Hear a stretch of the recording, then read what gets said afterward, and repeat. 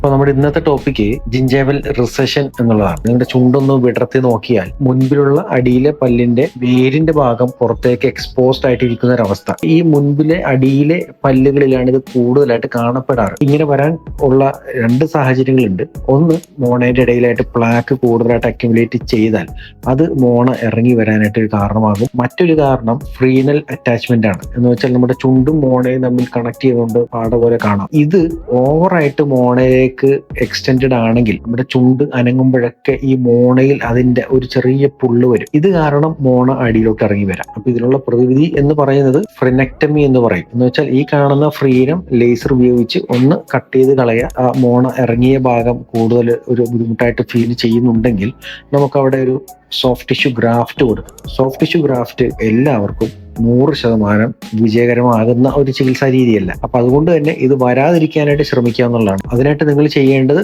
കണ്ണാടിയുടെ മുൻപിൽ ചെന്ന് ചുണ്ട് ഒന്ന് അടിയിലോട്ട് വലിച്ചു നോക്കുക. അടിയിലെ പല്ലിന്റെ മുൻവശത്തുള്ള വേര് പുറത്തോട്ട് എക്സ്പോസ്ഡ് ആയിട്ടിരിക്കുന്ന അവസ്ഥയോ അല്ലെങ്കിൽ മോണ ഇറങ്ങിയിരിക്കുന്ന അവസ്ഥയോ അല്ലെങ്കിൽ പ്ലാക്ക് പറ്റിയിരിക്കുന്ന അവസ്ഥയോ ഉണ്ടെങ്കിൽ അത് ക്ലീൻ ചെയ്ത് കളയുക. അതിനായിട്ടുള്ള ഫ്രെനക്ടമി പോലുള്ള ചികിത്സാ രീതികൾ ചെയ്യുക. അടുത്ത നമ്മുടെ ടോപ്പിക്ക് പല്ല് പൊങ്ങിയ ആൾക്കാർക്ക് ക്ലിപ്പ് ഇടലും അല്ലെങ്കിൽ ബ്രേസസ് ഇടലും അല്ലെങ്കിൽ അലൈനേഴ്സ് മാത്രമുള്ള വഴി വേറെ എന്തെങ്കിലും വഴിയുണ്ടോ അത് കറക്റ്റ് ചെയ്യാൻ എന്നുള്ളതാണ്.